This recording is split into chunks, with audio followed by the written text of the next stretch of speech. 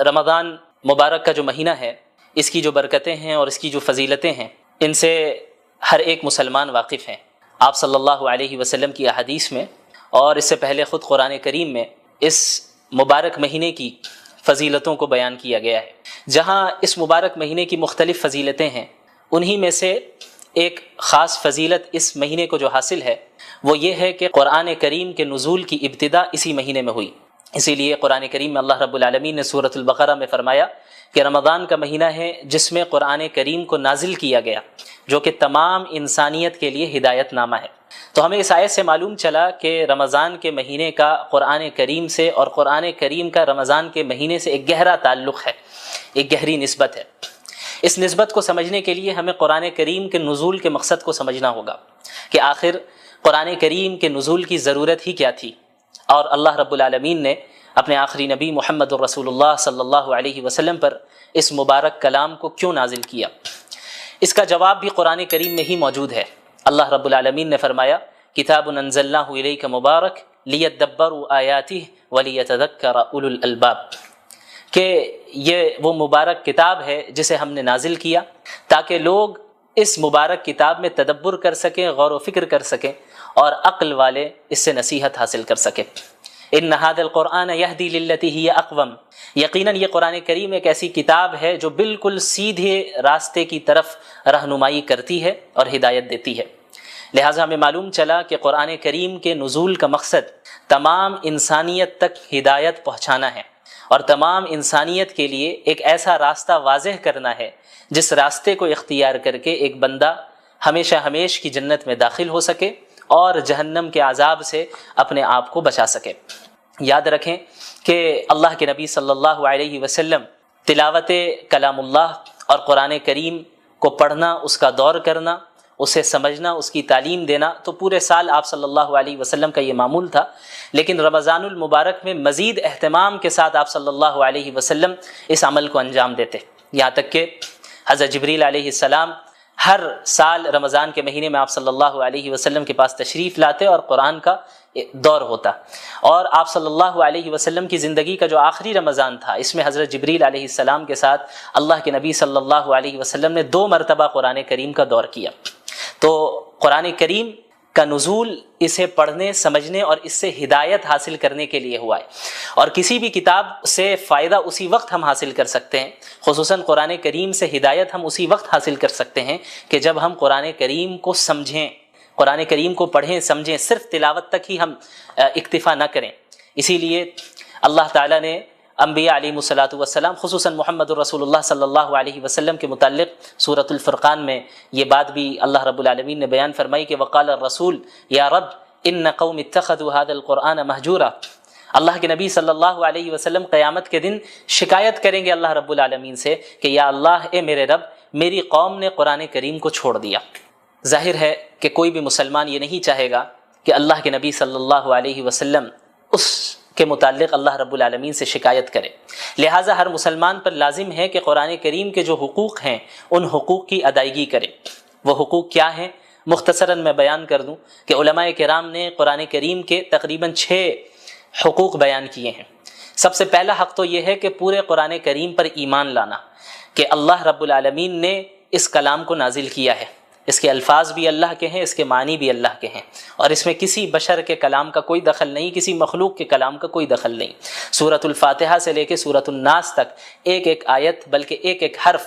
اللہ رب العالمین کی جانب سے نازل کردہ ہے، اور اس کی اتباع کرنا قیامت تک کے لوگوں کے لیے واجب ہے، ضروری ہے، اور اس سے انحراف اختیار کر کے کوئی بھی شخص کامیابی حاصل نہیں کر سکتا۔ قرآن کریم کا دوسرا حق ہے اس کی تعظیم کرنا، کہ چونکہ یہ ایک مقدس کتاب ہے، یہ اللہ کا کلام ہے، یہ کسی عام انسان کا کلام نہیں ہے، کسی مخلوق کا کلام نہیں ہے، یہ اللہ رب العالمین کے ڈیوائن ورڈز ہیں، یہ اللہ رب العالمین کے الفاظ ہیں، اس کے معنی ہیں، اور اس کی طرف سے نازل کردہ کلام ہے۔ لہٰذا اس کلام کی اس طرح تعظیم کی جائے جس طرح تعظیم کرنا رسول اللہ صلی اللہ علیہ وسلم نے ہمیں سکھایا ہے۔ اسی طرح قرآن کریم کا جو تیسرا حق ہے وہ قرآن کریم کی تلاوت کرنا ہے، چاہے قرآنی آیتوں کا مطلب سمجھ میں آ رہا ہو یا نہ آ رہا ہو۔ یہ ایک مستقل عبادت ہے اور یہ ایک مستقل قرآن کریم کا حق ہے۔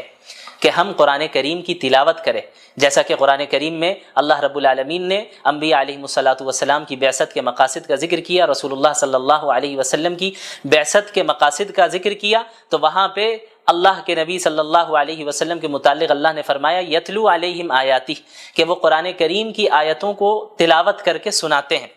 اس کی تعلیم بھی دیتے ہیں اور اس کی تلاوت بھی کرتے ہیں۔ تو تعلیم کو الگ ذکر کیا گیا اور تلاوت کو الگ سے ذکر کیا گیا، جس سے معلوم چلتا ہے کہ قرآن کریم کی تلاوت کرنا، چاہے وہ سمجھ میں آئے یا نہ آئے، یہ ایک مستقل عبادت اور یہ قرآن کریم کا ایک مستقل حق ہے۔ اسی طریقے سے قرآن کریم کا جو چوتھا حق ہے اور بہت اہم حق ہے وہ ہے قرآن کریم کو سمجھنا، کیونکہ قرآن کریم کا نزول محض تلاوت کے لیے نہیں ہوا، قرآن کریم کا نزول محض رقیہ کرنے کے لیے نہیں ہوا، قرآن کریم کا جو نزول ہوا ہے وہ اس میں تدبر کرنے کے لیے ہوا ہے، جیسا کہ اللہ نے فرمایا کتاب انزلناہ الیک مبارک لیدبروا آیاتہ، کہ ہم نے اس مبارک کتاب کو آپ پر نازل ہی اس لیے کیا ہے تاکہ لوگ اس میں تدبر کریں، غور و فکر کریں۔ لہٰذا یہ ہر مسلمان کی ذمہ داری ہے کہ اپنے رب کے کلام کو سمجھیں، سیکھیں، اور خصوصاً رمضان المبارک میں قرآن کو پڑھنے، اس کی تلاوت کرنے اور اس کو سمجھنے کا اہتمام کریں، کثرت کے ساتھ کریں، چونکہ اس مہینے کا قرآن کریم سے بڑا گہرا تعلق ہے۔ اسی طرح قرآن کریم کا جو چوتھا حق ہے وہ ہے قرآن کریم پر عمل کرنا، چونکہ دین اسلام محض ایک آئیڈیالوجی نہیں ہے، محض ایک فکر نہیں ہے یا کوئی فلسفہ نہیں ہے کہ جسے کسی نے پیش کر دیا اور جس کا عملی زندگی سے کوئی تعلق نہیں ہے، بلکہ قرآن کریم ایک پریکٹیکل زندگی گزارنے کی ہدایت کرتا ہے اور اس میں رہنمائی کرتا ہے کہ ایک مسلمان اپنی زندگی کو کس طرح گزارے، ایک انسان اپنی جلوت کو اور اپنی خلوت کو کس طرح گزارے، پبلک لائف اور پرائیویٹ لائف میں کس طرح لوگوں کے ساتھ معاملات کریں، اس کا اللہ کے ساتھ کس طرح تعلق ہو، اس کا اپنے نفس کے ساتھ کس طرح تعلق ہو، ان ساری چیزوں کے متعلق قرآن کریم رہنمائی کرتا ہے۔ لہٰذا یہ ضروری ہے کہ ہم قرآن کے اس پانچویں حق کو بھی ادا کریں، جو کہ ہے قرآن کریم پر عمل کرنا، قرآن کریم پر عمل کرنا۔ اور جب ایک انسان قرآن کریم پر عمل کرے گا، اسی کے متعلق اللہ رب العالمین نے کامیابی اور نعمتوں کا وعدہ کیا ہے، جیسا کہ کئی جگہ آپ کو قرآن کریم میں اس کا ذکر ملے گا، ان الذین آمنوا وعملوا الصالحات، الذین آمنوا وعملوا الصالحات، جنہوں نے ایمان لایا اور جنہوں نے نیک اعمال کیے، یعنی قرآن کریم پر عمل کیا۔ لہٰذا عمل کرنا یہ قرآن کریم کا پانچواں حق ہے اور بہت اہم حق ہے۔ اسی طرح قرآن کریم کا جو چھٹا حق ہے جو کہ علماء کرام نے بیان کیا ہے، اور یہ بھی بہت اہم ہے، ان حقوق میں سے ہر ایک حق اپنی جگہ پہ اہمیت کا حامل ہے اور ان سب کو ادا کرنا ضروری ہے۔ جو چھٹا حق ہے قرآن کریم کا وہ ہے اس قرآن کریم کی تبلیغ کرنا۔ یا ایھا الرسول بلغ ما انزل الیک من ربک، یہ حکم سب سے پہلے اللہ رب العالمین نے محمد رسول اللہ صلی اللہ علیہ وسلم کو دیا، اور محمد رسول اللہ صلی اللہ علیہ وسلم کے واسطے سے تمام امت مسلمہ کو دیا۔ اللہ رب العالمین نے فرمایا کہ اے رسول، آپ کے رب کی طرف سے جو کچھ آپ پر نازل ہو رہا ہے اس کی تبلیغ کریں،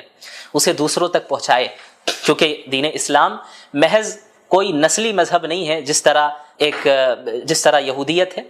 جو کہ ایک نسلی مذہب ہے۔ قرآن کریم اور دین اسلام اس طرح نہیں ہے، دین اسلام کا دروازہ تو ہر ایک کے لیے کھلا ہے، جو بھی ایمان قبول کر لے، جو بھی اسلام میں داخل ہو جائے، جو بھی قرآن کو سچا کلام مان لے، جو بھی صحیح عقائد اختیار کر لے، اعمال صالحہ کرے، اس کے لیے جنت کا وعدہ ہے، اس کے لیے اللہ کی نعمتوں کا وعدہ ہے۔ تو یہ جو امت ہے، امت مسلمہ، یہ امت دعوت ہے، جیسا کہ سورۃ البقرہ میں اللہ نے فرمایا کنتم خیر امۃ اخرجت للناس، کہ تم وہ امت ہو جسے تمام انسانوں کے لیے نکالا گیا، محض مسلمانوں کے لیے نہیں، محض مخصوص خاندان کے لیے نہیں، محض مخصوص علاقے والوں کے لیے نہیں، للناس، اللہ نے فرمایا کہ تمام انسانیت کے لیے اللہ رب العالمین نے اس امت کو بھیجا ہے۔ تأمرون بالمعروف وتنہون عن المنکر، کہ تم انہیں نیکیوں کا حکم دو اور برائیوں سے روکو، وتؤمنون باللہ، اور تم ایک اللہ پر ایمان رکھو۔ لہٰذا قرآن کریم کا یہ چھٹا حق ہے کہ ہم قرآن کریم کی تبلیغ اور اس کی اشاعت کریں، تمام اقوام عالم تک قرآن کریم کے پیغام کو پہنچائیں اور اس فریضے کو ادا کریں جو فریضہ اللہ کے نبی صلی اللہ علیہ وسلم کو اللہ تعالیٰ نے دیا، اور اللہ تعالیٰ کے نبی صلی اللہ علیہ وسلم نے خصوصاً حجۃ الوداع کے موقع پہ امت مسلمہ کو سونپا، اور آپ صلی اللہ علیہ وسلم نے فرمایا تھا کہ فَلْيُبَلِّغِ الشَّاهِدُ الْغَائِبُ، تم میں سے جو بھی موجود ہے میری بات ان تک پہنچا دے جو یہاں پر موجود نہیں ہیں۔ تو یہ سلسلہ تبلیغ کا اور قرآن کریم کی اشاعت کا عہد نبوی سے جاری رہا، یہاں تک کہ آج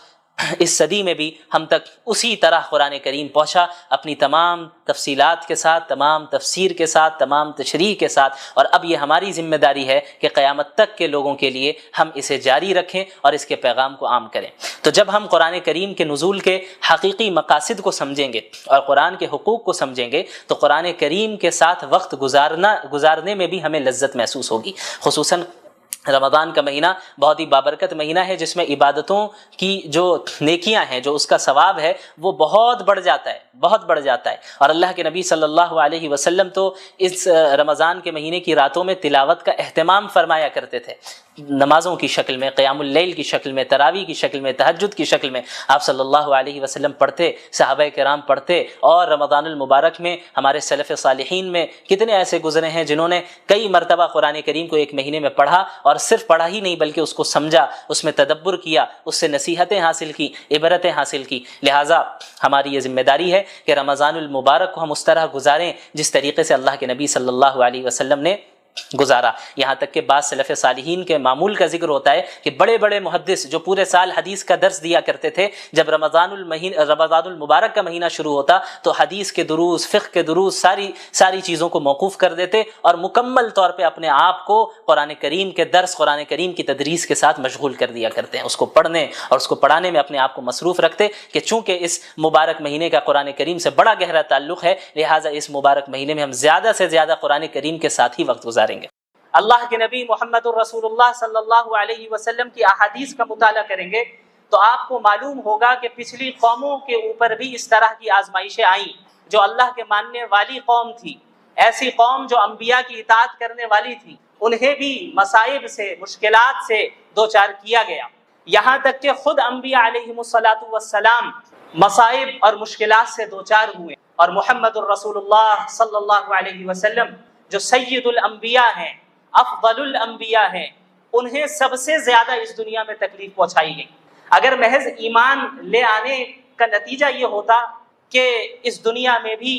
مسلمانوں کو کسی طرح کی تکلیف نہ دی جاتی تو اس کے سب سے زیادہ مستحق خود محمد الرسول اللہ صلی اللہ علیہ وعلی آلہ وصحبہ وسلم تھے۔ لیکن اللہ کے نبی صلی اللہ علیہ وسلم نے کیا فرمایا؟ آپ صلی اللہ علیہ وسلم نے فرمایا اشد الناس بلاء الانبیاء، اس دنیا میں سب سے زیادہ آزمائشیں انبیاء کو آتی ہیں، ثم الامثل فالامثل، پھر دین کے اعتبار سے ان سے قریب تر جو ہوگا اس کے اوپر آزمائشیں آئیں۔ تو آزمائشوں کا آنا یہ اس بات کی ہرگز دلیل نہیں ہے کہ ہم حق پر نہیں ہیں، بلکہ آزمائشوں کا آنا ایک اعتبار سے اس بات کی دلیل ہے کہ ہم حق پر ہیں اور ہم اللہ کے نبی صلی اللہ علیہ وسلم کے ماننے والے ہیں اور اللہ کے نبی صلی اللہ علیہ وسلم کے طریقے کے مطابق زندگی گزارنا چاہتے ہیں۔ آپ کو معلوم ہونا چاہیے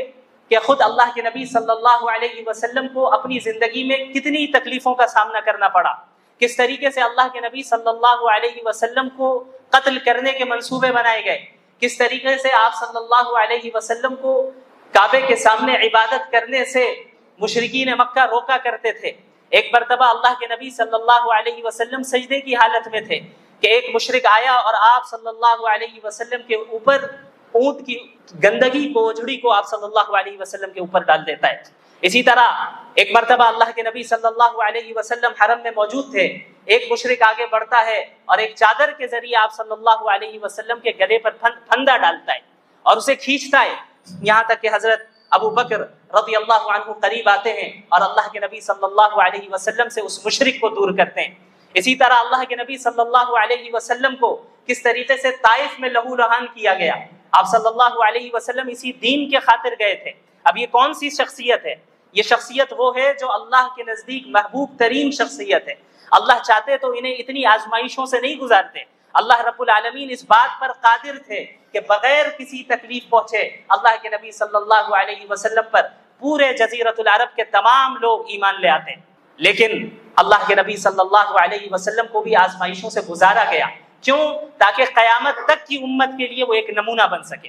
قیامت تک کی امت کے لیے وہ ایک رول ماڈل بن سکے، امت نصیحت حاصل کر سکے کہ ان مواقع میں اللہ کے نبی صلی اللہ علیہ وسلم کی سنت کیا رہی، ان حالات میں اللہ کے نبی صلی اللہ علیہ وسلم نے کس طرح مشرکین کے ساتھ ڈیل کیا، ان حالات میں اللہ کے نبی صلی اللہ علیہ وسلم نے مسلمانوں کو کس طرح تیار کیا، منظم کیا. چونکہ آپ صلی اللہ علیہ وسلم کو قیامت تک کے لوگوں کے لیے نمونہ بنانا تھا، اسی لیے اللہ کے نبی صلی اللہ علیہ وسلم کو بھی ان آزمائش سے گزارا گیا، ان آزمائشوں سے گزارا گیا. 3 سال تک مشرکین مکہ نے شعب ابی طالب میں اللہ کے نبی صلی اللہ علیہ وسلم، مسلمان اور آپ کے خاندان والوں کا مکمل سوشل بائیکاٹ کیا، مکمل سوشل بائیکاٹ کیا، یہاں تک کہ مسلمانوں کے بچے ایک ایک دانے کے لیے ترس رہے تھے. یہ صورتحال گزری رسول اللہ صلی اللہ علیہ وسلم پر، اور آپ صلی اللہ علیہ وسلم کے صحابہ کرام نے بھی اسی طرح کی قربانیاں دی. آپ کو معلوم ہے حضرت بلال رضی اللہ عنہ، ان کا نام آپ نے سنا ہے، کس طریقے سے حضرت بلال رضی اللہ عنہ نے اسلام قبول کیا. ظاہر ہے اللہ کے نبی صلی اللہ علیہ وسلم کی جس جگہ بعثت ہوئی، جس زمانے میں بعثت ہوئی، یہ ایک ایسا زمانہ تھا جہاں انسانیت اپنی انتہا اور پستی کی انتہا تک پہنچ چکی، جہاں غلاموں کو ان کے حقوق نہیں دیے جاتے تھے، سلیوز کو ان کے فنڈامنٹل ہیومن رائٹ سے بھی محروم رکھا گیا تھا. ایسے موقع پہ جب حضرت بلال رضی اللہ عنہ نے اللہ کے نبی صلی اللہ علیہ وسلم کی تعلیمات کو سنا کہ یہ غلام تمہارے بھائی ہیں، انہیں وہی کھلاؤ جو خود کھاتے ہو، انہیں وہی پہناؤ جو خود پہنتے ہو، انہیں اتنا بوجھ نہ دو کہ وہ اسے پورا نہ کر پائے، اور اگر کوئی بھاری کام دینا بھی پڑ جائے تو تم خود ان کا تعاون کرو. اللہ کے نبی صلی اللہ علیہ وسلم کی ایسی تعلیمات جن کو سن کر حضرت بلال رضی اللہ عنہ اسلام کی طرف مائل ہوئے اور دل و دماغ میں ایمان راسخ ہو گیا. یہاں تک کہ ان کا جو مالک تھا حضرت بلال رضی اللہ عنہ کو چلچلاتی دھوپ میں تپتی ہوئی ریت کے اوپر رکھتا. مکہ المکرمہ کی گرمی سے ہم سب واقف ہیں، جو بھی وہاں گئے ہیں جانتے ہیں کہ کس طرح کی شدید گرمی ہوتی ہے. وہاں کی تپتی ہوئی ریت کے اوپر حضرت بلال رضی اللہ عنہ کو رکھا جاتا اور ان کے سینے کے اوپر بھاری پتھر رکھا جاتا اور بار بار یہ کہا جاتا کہ تم محمد کے اتباع سے پیچھے ہٹو. اور وہ کیا کہتے؟ احد احد، صرف ایک اللہ، صرف ایک اللہ. آخر کیا چیز تھی جو حضرت بلال رضی اللہ عنہ کے اندر داخل ہو گئی تھی؟ ایک ایسی چیز جو انہیں دنیا کی ہر طرح کی تکلیفوں کو جھیلنے کے لیے تیار کر رہی تھی اور انہیں مضبوطی دے رہی تھی، انہیں طاقت دے رہی تھی. حضرت سمیہ رضی اللہ عنہا جو اسلام کی سب سے پہلی شہیدہ ہیں، کس طریقے سے، کس بے دردی کے ساتھ اور بے رحمی کے ساتھ انہیں شہید کیا گیا. ان کی شرمگاہ میں نیزہ مارا گیا اور انہیں شہید کر دیا گیا. حضرت مصعب بن عمیر رضی اللہ عنہ، یہ صحابی رسول ہیں. آپ کو معلوم ہوگا کہ اسلام لانے سے پہلے کافی مالدار تھے اور 200 درہم کا کپڑے پہنا کرتے تھے اور کافی قیمتی خوشبو اور عطر کو استعمال کیا کرتے تھے. بڑی لگژریس لائف گزارتے تھے، ناز و نعام میں پلنے والے تھے. لیکن جب انہوں نے اسلام قبول کر لیا، ان کی زندگی میں انقلاب آ گیا. ایک انسان، ہم اور آپ اپنے اوپر ذرا غور کریں. ہم اپنے کمفرٹ زون سے باہر نہیں آنا چاہتے. ہمیں اپنی زندگی میں ذرا سی تکلیف آ جائے تو ہم اللہ سے شکایت کرتے ہیں. ذرا سی تکلیف آ جائے تو ہم یہ شکایت کرتے کہ ہمارے ہی ساتھ ایسا کیوں ہوا. حضرت مصعب بن عمیر کے بارے میں سنیے. حضرت مصعب بن عمیر رضی اللہ عنہ وہ ہیں جو کافی مالدار تھے. انہوں نے جب اسلام قبول کیا تو ان کے جو چچا تھے انہوں نے ان سے کہا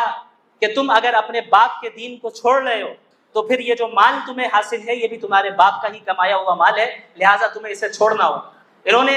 یہ بات اس لیے کہی کہ شاید مصعب بن عمیر رضی اللہ عنہ ان کی اس بات سے ڈر جائیں، چونکہ زندگی پر لگژریس لائف میں رہے اور اب سارے مال و دولت چھیننے کی بات ہو رہی ہے تو شاید وہ محمد الرسول اللہ کی اتباع سے پیچھے ہٹ جائیں. لیکن ایسا نہیں ہوا. حضرت مصعب بن عمیر رضی اللہ عنہ نے سارے مال کو، ساری دولت کو وہیں چھوڑ دیا. یہاں تک کہ ان کے چچا نے کہا کہ جو کپڑے تم پہن کر ہو یہ بھی چھوڑ کر جاؤ. حضرت مصعب بن عمیر رضی اللہ عنہ نے ان کپڑوں کو بھی اتار دیا اور بالکل برہنہ ہو کر اپنی ماں کے پاس پہنچتے ہیں. ان کی ماں دیکھتی ہے اور وہ رونے لگتی ہے کہ مصعب یہ کیا ہو گیا، یہ کس حال میں تم آئے؟ وہ کہتے ہیں کہ میری ماں، میں موحد ہو گیا ہوں، میں محمدی ہو گیا ہوں. اب مجھے مال و دولت کی کوئی فکر نہیں، اب مجھے اتباع رسول کی فکر ہے، اب مجھے اس دین کی تبلیغ کی فکر ہے، اب مجھے اس دین کو تمام اقوام عالم تک پہنچانے کی فکر ہے، اب مجھے جنت کی فکر ہے، اب مجھے اس عارضی ٹیمپرری لائف کی فکر نہیں ہے جہاں زندگی چند سالہ زندگی ملتی ہے جس کی بھی کوئی گارنٹی نہیں ہوتی. آج کل نوجوان بھی بڑی تیزی کے ساتھ اس دنیا سے رخصت ہو رہے ہیں، کب کس کو موت آ جائے یہ نہیں پتا. صحابہ کرام کے اندر ایمان راسخ ہو گیا تھا. اس طریقے سے کہ اللہ کے نبی صلی اللہ علیہ وسلم کی صحبت انہوں نے اختیار کی، اور آپ صلی اللہ علیہ وسلم پر نازل ہونے والا کلام جو قرآن کریم ہے اس کو پڑھا، اس کو سمجھا، اور آپ صلی اللہ علیہ وسلم کے ذریعے دنیا کے حقیقی کانسیپٹ کو انہوں نے سمجھ لیا، اور آخرت کے حقیقی کانسیپٹ کو بھی سمجھا کہ ہم اس دنیا میں کیوں آئے۔ یہی معاملہ تمام صحابہ کرام کے ساتھ رہا۔ سلف صالحین میں آپ کو سینکڑوں واقعات ایسے مل جائیں گے جہاں علماء کرام نے، فقہاء اعظام نے دین کے خاطر قربانیاں دی ہیں، اس دین کے خاطر قربانیاں دی ہیں۔ تو یاد رکھیے، اگر آج کے زمانے میں ہمارے اوپر آزمائشیں آ رہی ہیں، یہ جو چند مثالیں میں نے آپ کے سامنے پیش کی، چند واقعات مختصراً میں نے بیان کیے، یہ تو اللہ کے نبی صلی اللہ علیہ وسلم کے زمانے کے واقعات ہیں۔ آج بھی اگر آپ کو زندہ مثال دیکھنی ہے تو فلسطین کے مسلمانوں کو دیکھ لیں، زندہ مثال آپ دیکھ لیں، جہاں ماں باپ اپنے معصوم بچوں کی لاش کو لے کر کھڑے ہیں اور اس وقت بھی اللہ کا شکر ادا کر رہے ہیں اور کہہ رہے ہیں یہ اللہ ہی نے دیا ہے، اللہ ہی لینے والا ہے۔